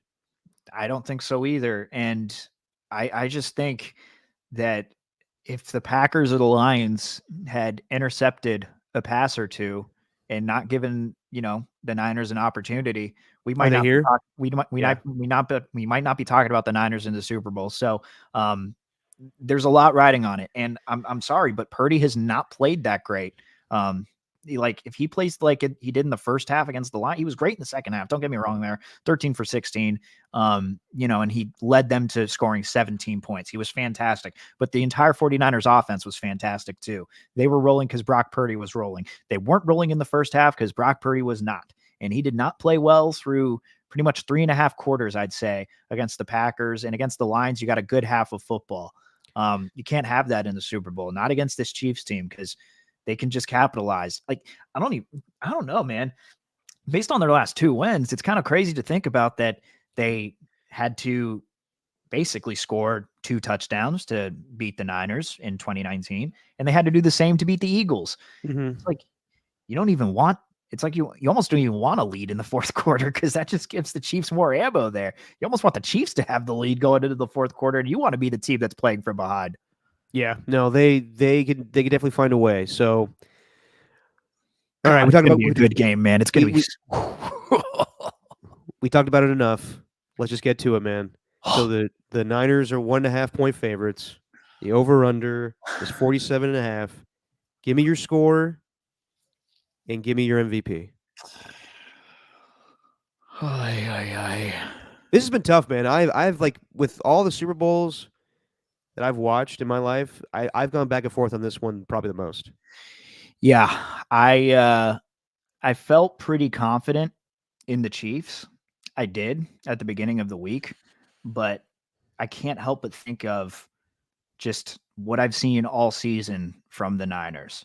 Just and the biggest what if to me is what if the Niners just get off to a hot start like they normally do? You'll find the pattern with a lot of these Niners blowout wins from this regular season was score first, score on the opening possession. I think they actually set records for scoring on the opening possession and the amount of points they scored in the regular season. And then you start cruising a little bit in the first half. And it's not to say you have to score on every single drive, but then they have maybe like a 17-7 lead going into halftime. Then they get the ball back at half. Then they score again. Then they put even more pressure on them in the second half. I could see it going that way. And I kind of think this is the Niners' year. So I think I'm going to lay the points with the Niners. And the over-under's tough, though, because that's when I've gone back and forth on. I could see this being a 24-21 game and the Niners win. So give me the under. Give me the Niners. Lay the points. I just think it's their year. And maybe it's because I read that Seth Wickersham article on Kyle Shanahan, and it's just we haven't even talked about him and just how much this means for him and his career. Like Brock Purdy, you're almost playing with house money here. It's like your first full season. I know you got a lot of pressure on you, but dude, if Shanahan doesn't win this one, then you're just going to keep on being that one coach that can't win the big one. And I think the guy on the other sideline can tell you that sucks. So I think the Niners are going to win here. Yeah, a lot of articles written with Kyle this week. A lot of people getting to know him from a national perspective. Sports writers sitting down with him and talking to him about, how much anxiety and, everything that goes into a game day. Kind of interesting to read about. Who's your MVP though, Steven? Yeah, it's Christian McCaffrey. Like Okay. I told you, like it's going to be predicated on the run game. And I think the way that the Niners win is if McCaffrey just goes big. And I think that dude is going to be scoring a lot of touchdowns in this one. Maybe all three. Who knows? One thing I didn't bring up in our matchup thing, we went through position by position, was coaching. So obviously I think that Kyle is one of the best in football. He's a great play caller. And everybody has their gripes with Steve Wilkes right now. The combination of Andy Reid as a play caller and Steve Spagnuolo as a defensive coordinator, I think sets them apart. And I heard Jeff Schwartz bring this up this week where he said when the Chiefs get into 4-2 situations, they're going to go for it. Is Kyle going to go for it? I don't know. And I think Andy's the more aggressive coach. And honestly, I don't think anybody would say that this is wrong. He is the better coach. He's the more accomplished coach. With Bill Belichick out of football right now, he's the best coach of football. So I would give the edge to the Chiefs there. Would you agree? Yeah, the coaching edge, yeah. And especially with Spagnuolo, too. Spagnuolo's about as underrated as it comes. That's why everyone talks about him after every game, is because they want to get the word out there like, hey, this defensive coordinator is doing things that no one seems to be understanding, and that the Chiefs defense, they've been riding the D all postseason, and they're going to ride it to the Super Bowl. Chris Rose needs to be at the parade if they win. Yeah. So Spagnuolo has won 3 Super Bowls as a defensive coordinator. Mm-hmm. 2 with the Chiefs, 1 with the Giants. Yeah, that's Yeah. incredible. Okay, so I've been going back and forth with this game. And I go back to something that I brought up with you at our season preview show. I said that I think the Niners are an incredible team, and I think that they have all the talent in the world, and I think that they have great skill playmakers and McCaffrey and Debo and Ayuk. They have a great defense. At the time, this was before when the season started, and defense has fallen off a little bit, but the talent is there. They have everything you wanted on a team. But is this team going to overcome the play of a great quarterback? I ask this. If they ever play a Mahomes, if they ever play a Josh Allen, if they play a Joe Burrow, is this defense and Brock Purdy good enough to overcome a elite quarterback. And I honestly, I've been trying to find a way to say yes and take the Niners, and I can't do it. I just think Mahomes is that fucking good. And I know that it's when you look at the matchup and everything, that a lot of things are in the Niners' favor. But I think that Mahomes is just on that level now of Brady where he elevates a team and he makes a average receiving core that much better because of him. Yeah. And I think Andy Reid is that much better of a, well, not that much better of a play caller or a head coach than Kyle, but he's great. And you give him 2 weeks to prep, he'll come up with something great. Kyle will come up with something great. It's going to be a great game. But Jesus, I can't believe I'm doing this as a Raider fan or a former Raider fan. And this whole week has got me all weird. Just being in Vegas and seeing the Raider fans and not feeling an attachment to that Raider team, and Mark Davis saying, I don't care who wins. I'm just happy that both when it's not the Raiders, my favorite teams are the Chiefs and Niners. Get the fuck out of here. You're gonna cry either way. Mark, just shut up. You're gonna cry either way with the Chiefs or Niners winning this thing. So whatever. But I understand. Like, I know I'm gonna make everybody upset with this. I am taking the Chiefs. I wish the Niners win the Super Bowl. I'm honestly rooting for them. I am, because it'd be good for KMBR, it'd be good for 95.7 the game, it'd be good for the Bay Area. But I am going to take the Chiefs to win. That's just what I think is going to happen. I got them winning 31-28, and I think Mahomes is going to be MVP. I think he's just that good. Okay. All right. Yeah. The way I could see this though, I could see it playing out, man, where I just talked about how the Niners did this regular season. I could see the Chiefs reverting back to their regular season ways and just the moment being too big for a Rashee Rice, the moment being too big for MVS, Marquez Valdez Scantling, and they just revert back to what they were in the regular season, which was a team that landed second in terms of drops, right behind the Las Vegas Raiders. So I that could very well happen. I just think it's gonna. I'm honestly, I'm not even that confident in my Niners pick. I'm really not. I wouldn't be confident in my Chiefs pick. I'm not confident with any pick. I'm not either, dude. I think this is last year was pretty tough, but I think this is even more tough just because the Chiefs were better last year offensively. This team is not, but for whatever reason, it's just Mahomes. It's the better defense. It's the inexperience of Brock Purdy in a way. Oh. It's the poor play of the defense. It's a lot of factors. Yeah. Yes, the Niners are the better team, but I think that unfortunately we'll look at this time in history, and it's just that Mahomes just stole the life out of teams that were better because he was better. Right. Right.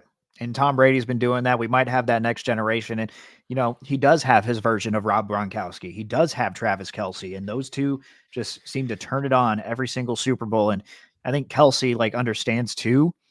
We can't forget that no one's really asked him about it this week. And I'm kind of surprised. And maybe I missed it. Yeah. For all we know, this could be his last season. Well, what about Andy Reid? I don't think Andy Reid's retiring. From what we've seen, that's been a discussion. And I don't think, from what I've heard, I don't think that he's going to retire from what I've heard on TV and radio and stuff. But Travis Kelce, he kind of hinted at that when he was doing an interview with GQ or whatever publication it was. He's like, I'm getting old, man. like I'm hurting. I'm hurting every single year. This could be his last hurrah, and we don't even know it. It would be crazy if both him and Jason retired the same offseason. Yeah. You never know.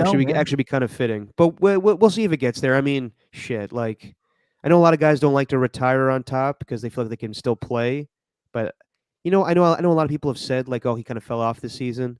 That game against the Ravens and Kyle Hamilton really impressed the hell out of me. Yeah, he was Kyle Hamilton's one of the best safeties of football, if not the best safety, and he took him to school. Yeah.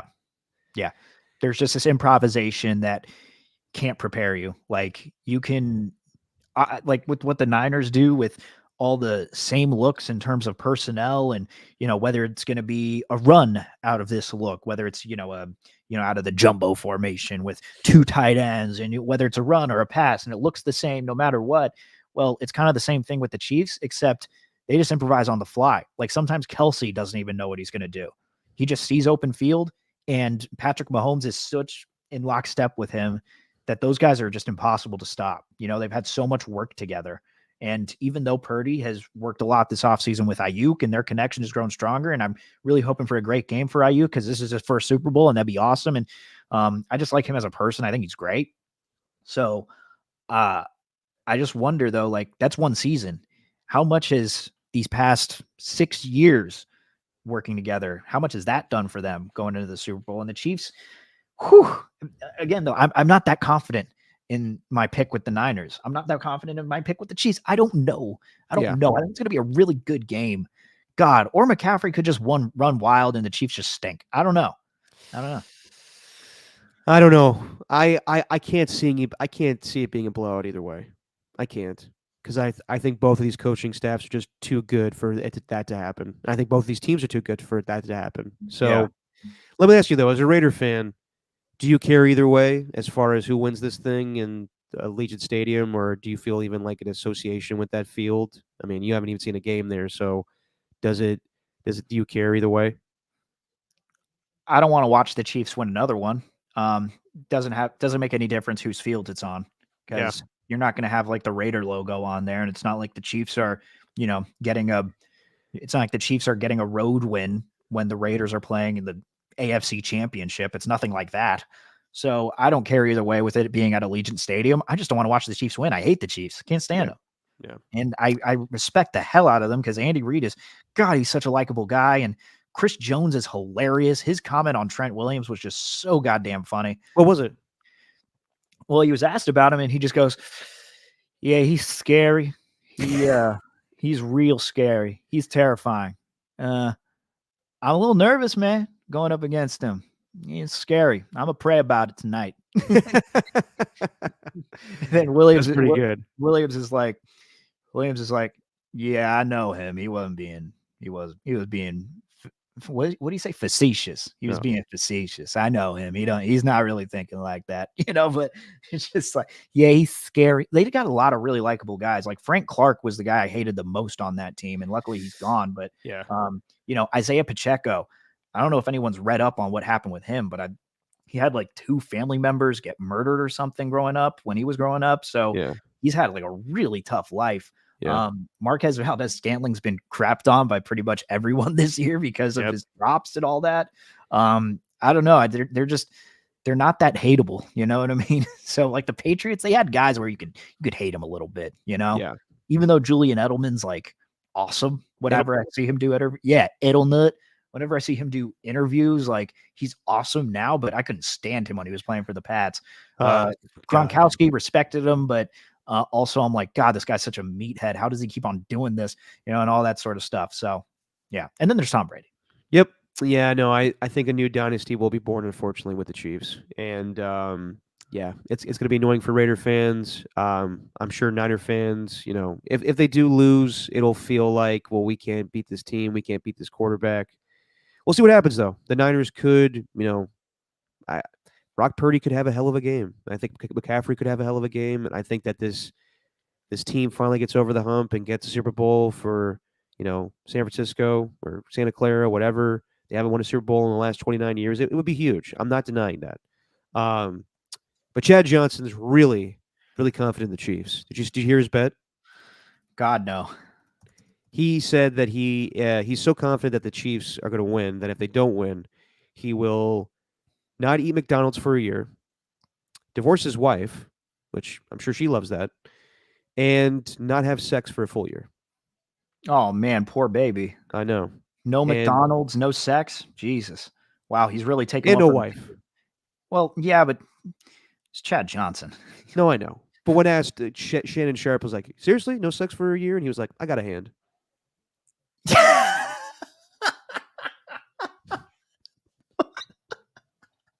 Those guys are amazing. I know. They're yeah.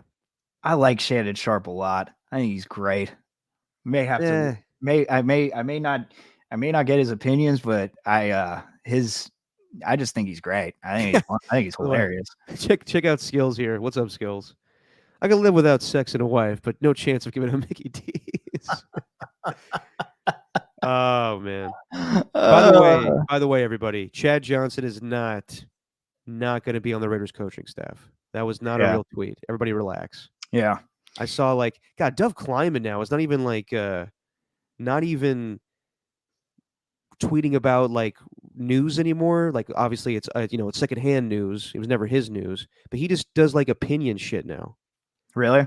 Yeah, and Well, then I saw like the other dumb ones. They're just like Chad Johnson announces he's on the Raiders coaching staff. Raider Nation, how do you feel about this? It wasn't real. He was joking around. Jesus, people are yeah. stupid. Antonio Pierce, man.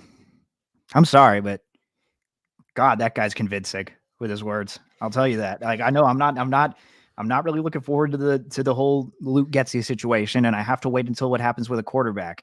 But also Devontae Adams, high Big praise. Big Luke Getsy fan. He loves Luke Getsy, and if they work in tandem, man, I'm all for it. If that gets you your number one receiver, but the way that Antonio Pierce talks, just how serious he is, stone faced when talking about how they'll be next season. I don't know if it's going to happen, but God damn, man, I'm not going to say I'm going to run through a brick wall for this man because I hate that saying because I dare you to try and run through a brick wall for anybody. Unless Idiot. you're the Kool-Aid man. Who do you think you are, Harry Potter and Ron Weasley? Come on, you're going to end up like they were in the second movie. Anyway, Where the portal didn't let him through. yeah, Platform 9 3/4. nerds. The vibe I got from Raider fans though in Las Vegas is yeah, cool with Antonio Pierce. Okay, I shouldn't say this. Everybody's very excited about Antonio Pierce. When I brought up though, what about the chance to get Harbaugh or Vrabel or Belichick? Everybody was like, yeah, but Pierce, man, Pierce is the guy. Like it's Raider football. And I knew a few Raider people out there, so I said to everybody, if they lose, they only have the fans to blame, though, right? For this with Antonio Pierce, and everybody was like, "Yeah, no, that's right, that's accurate," Yeah, and I guess I you'd think say that that, is. but So, not necessarily though, because it's still blame Mark Davis all day, every day. oh, I have no issue with that, but the reality is this was a fan-driven move, Sure, and sure, he got results. He deserves this, yeah, but let's see, yeah. let's see. God damn, though, if he speaks, I can't imagine the way he speaks to his players though. The way he was speaking to like Sirius XM NFL radio and all that stuff. I didn't hear the interview. What do you say? Oh, just the style that they're going to have. We're going to get back to being Raiders. We're going to be a team that's feared next season. We're going to be physical and all this sort of stuff. I'm like, damn. And he said it a lot better than I did, but you believe it when he says it. I love that actually. You know what? I love that we have a head coach with some personality finally. Gruden Okay, had a little bit, but a little bit. yeah, he had a little bit, but he also, I'd say a lot of bit. yeah, he also had a racist and homophobic and misogynistic side to him around football. Well, Protecting the shield yes, I is got what he you. wanted to do. Yeah, but no, I mean, no, they'll definitely play with a certain how you say swagger. Yeah, yeah. Oh, were you about to go in the? Oh, here we go. Yeah, I was gonna go into Taysom Hill, man. You know what he is? He's a football player. That's what he is. He's a football guy. That's what I call him. I don't call him a tight end. I don't call him a receiver, a running back, quarterback. I call him a football guy. He is a player. He's my favorite type of guy, man. White. All right. So, Steven, I saw and we'll get out with this. I saw your promotion for the pod today. What? That wasn't me. That was our producers. Yeah, the producers that we pay. That's our digital editors, man. Yeah. So Fast Car is coming back, huh? From Tracy Chapman. Tracy Chapman's got a resurgence. It's already come back. Well, I didn't know. So I saw you tweet that today, and I was like, Fast Car. Yeah. I didn't know she performed at the. I don't watch the Grammys anymore. Right. So she performed at the Grammys last week.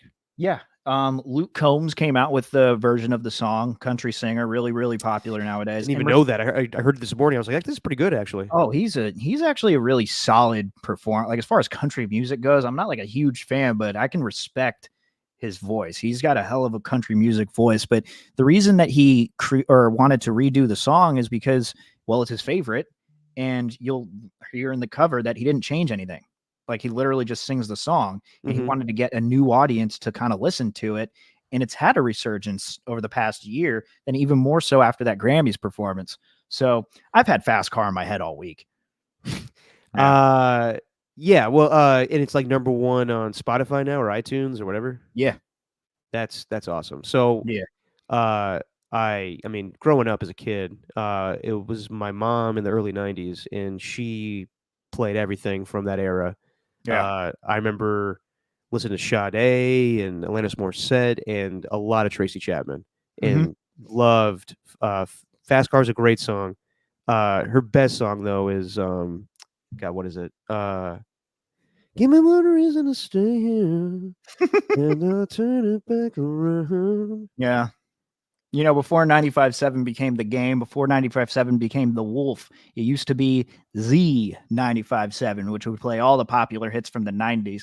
And I remember listening to Fast Car, we can go here and anywhere. And then Beck, Where It's At. I remember listening to Great that song, yeah. on Z95.7. Shout out to all the home, to the, oh, look who it is. Star of the show, Michael Connell. Heard a lot about you. he, he's definitely yeah, he's watching us now and not wanting to be in Las Vegas. It's so weird that you two are like working together. It's bizarre. Yeah. Yeah. Just missing out, Steven. What? Just missing out. You're just missing out on the good times. I know. I got it. You know, I got enough of Michael from senior year of college. I don't need any more from him. You know, it's fine. You could take him. I forgot what we were even saying. Tracy Chapman. Tracy Chapman. Yeah. Fast Car, Resurgence. That song, that's a great song, but it's also very sad. Oh, all of her songs are sad. Well, not the one I just sang. Sing it again. Give me one reason to stay here. Nice. Yeah, that sounds cheerful. Yeah. Give me one reason to stay here. Well, have you listened to it? It's a good song. It's a great song. But I think every song that she's made is kind of depressing in its own way. No, that one's upbeat. Yeah. No, but it did lead me down a rabbit hole though of going to listen to different performances from Chapman, and I guess like when she came out with that song, it was top of the charts in multiple countries, obviously very popular in England and stuff, but it had a real resurgence a few years later when she performed it. I think it was at Wembley for Nelson Mandela's birthday. Yeah. Yep. I think it was like his 70th. Fantastic. If anyone hasn't seen that, go back and check that out on YouTube, except Michael, because Michael sucks. I feel bad. Oh, there he is. Love you guys now. Look at him. Look at him. Hope the dinner last night was terrible, Michael. Anyway. All right, dude. Anything else you got to say for Super Bowl, whatnot? You doing squares or prop bets or any other shit? Yeah, we got the squares going on. Yeah, we got Super Bowl squares. We don't, dude. So my brother texted me yesterday. He's got, I want to say it's like 4x4. It's just like 16 Super Bowl squares, and like at the top they do like 0 through 6 or whatever. Then they separate it that way, or 0 through 3, 3 through 6. I think it actually might be 3x3, but they have 8 people in each square, right? 8 people, 2,000 per square, and the payout is like $30K. Well, yeah, shit. That's good. God, isn't that crazy? Yeah. So you in? No, hell no. I don't have that kind of money. I'm doing squares with oh shit, I need to pay him. Walter Icabal Celta, one of our producers. I need to put some money, give him some money for the squares. What's your strategy when you use squares? You do a little tic-tac-toe style? You're thinking of no strategy. Yeah. No strategy, Cotton. I just go right in there. Just whatever looks good. Just dive right in. There you go. Any prop bets you like? Any like Gatorade bath or? Well, no, it's always the orange that's the favorite, right? So it depends. It depends with the Niners or the Chiefs. The Chiefs always go with the orange. But it's never the team color. People always like think that. Like even Tom Tolbert yesterday was like, "Isn't it based on the team? Like the team? Don't they have don't they drink their own color?" I was like, "No, that's not a thing." Ooh, where's the I think Reba's going to go over whatever the national anthem line is for the time. Reba. I think Reba's going to go well over that time. Usher's definitely going to start with yeah. That was my favorite tweet of the week. Maybe my favorite tweet was, which song do you think Usher's going to open with? And then someone quote tweeted it saying, "I'm a white guy that grew up in the 2000s. It's going to be yeah." Well, don't you think he would close with it? No, that's an open. You got to open with that banger. So what does he close with then? Mm, You don't have to call. Let It Burn. Let It Burn's not a closer though. DJ's got us falling in love again. Well, yeah, I don't know any of his new stuff. Actually, that's going to be the one that opens. That's going to be the opener. It's going to. Yeah. Yeah, all his techno stuff. Is going to sing You Remind Me, or You Got It Bad, or any of the slower ones? You Got It Bad. He should absolutely do that. If he wants to promote whatever he's doing on tour, I don't even know. I couldn't believe Usher's still around. Like, he's great, but I'm just like, damn, he's still doing it, huh? Like, to the point where they're going to give him a Super Bowl halftime show. I'd rather see Tracy Chapman at this point. I would too. Just the two songs I know. Yeah. You know what? Ooh, you know what? Ernie 2 reminded me, My Way. Yeah, I'd much rather have Limp Bizkit at the halftime show for Vegas. Yeah. I don't think he was saying Limp Bizkit My Way. I know, but My Way just reminded me Limp Bizkit. And then you just open it up with break stuff. Oh God, yeah. I'd rather see Creed in that Paramount Plus commercial. I haven't watched any of the commercials. Good for you. They're not Super Bowl commercials to me unless they play on the Super Bowl. So I'm not watching them on social media like all of the sheep. I'm going to call them sheep. I'm going to be like the right wing people. I'm going to call you sheep if you follow what the data's telling you. Okay, and any awkward moments? There should be some prop bets for Tony Romo. How many awkward moments do we get from Tony Romo this? Oh this God! Podcast? Well, I mean, we could set. Is there going to be?